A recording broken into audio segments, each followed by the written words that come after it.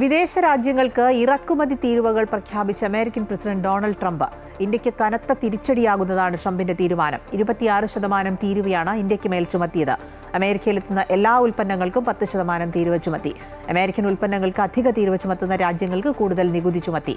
തീരുവ പ്രഖ്യാപനത്തെ തുടർന്ന് ഓഹരി വിപണികൾ ഇടിഞ്ഞു. അന്യായ ഇറക്കുമതി തീരുവ ഈടാക്കുന്നുവെന്ന് ആരോപിച്ചാണ് അമേരിക്ക ഇന്ത്യ അടക്കമുള്ള രാജ്യങ്ങൾക്കെതിരെ തിരിച്ചടി തീരുവ പ്രഖ്യാപിച്ചത്. വിദേശ നിർമ്മിത ഓട്ടോമൊബൈൽ ഉൽപ്പന്നങ്ങൾക്ക് 25% തിരിച്ചടി തീരുവയാണ് പ്രഖ്യാപിച്ചത്.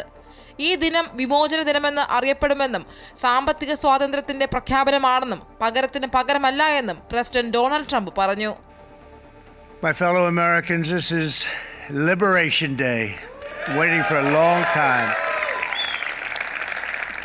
April 2nd, 2025 will forever be remembered as the day American industry was reborn, the day America's destiny was reclaimed, and the day that we began to make America wealthy again. India, very, very tough, very, very tough.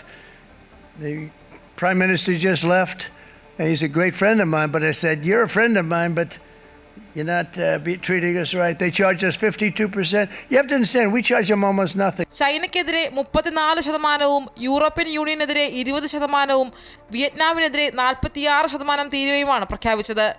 പുതിയ തീരുവകൾ പ്രാബല്യത്തിലായി. US-ൽ നിന്ന് ഇറക്കുമതി ചെയ്യുന്ന ഉൽപ്പന്നങ്ങൾക്ക് ഉയർന്ന തീരുവ ഈടാക്കി India അടക്കമുള്ള രാജ്യങ്ങൾ ദ്രോഹിക്കുകയാണ് എന്നാരോപിച്ചാണ് ട്രംപ് പകരം തീരുവയ്ക്കുള്ള നടപടികൾ തുടങ്ങിയത്. ഏപ്രിൽ 2-നകം ഇറക്കുമതി തീരുവ പിൻവലിച്ചില്ലെങ്കിൽ പകരം തീരുവ പ്രാബല്യത്തിൽ വരുമെന്നാണ് പറഞ്ഞിരുന്നത്. അമേരിക്കൻ പണം കൊണ്ട് മറ്റു രാജ്യങ്ങൾ സമ്പന്നരായെന്നും പുതിയ നടപടിയിലൂടെ രാജ്യത്ത് കൂടുതൽ വ്യവസായങ്ങൾ വരുമെന്നും ദേശീയ കടവും ടാക്സ് നിരക്കുകൾ കുറയ്ക്കാൻ കഴിയുമെന്നും ട്രംപ് പറഞ്ഞു. ട്രംപിന്റെ പകരം തീരുവ ഇന്ത്യക്ക് വലിയ വെല്ലുവിളിയാണ് ഉയർത്തിയിരിക്കുന്നത്. US ശരാശരി 10% നിരക്കിൽ തീരുവ ഏർപ്പെടുത്തിയാൽ തന്നെ ഇന്ത്യയിൽ നിന്നുള്ള കയറ്റുമതിയിൽ $600 കോടി ഇടിവാണുണ്ടാവുക എന്നാണ് കണക്കാക്കിയിരുന്നത്. ശരാശരി തീരുവ 20% മുകളിൽ വന്നാൽ കനത്ത ആഘാതമുണ്ടാകുമെന്നും കേന്ദ്ര സർക്കാർ കണക്കാക്കിയിരുന്നു.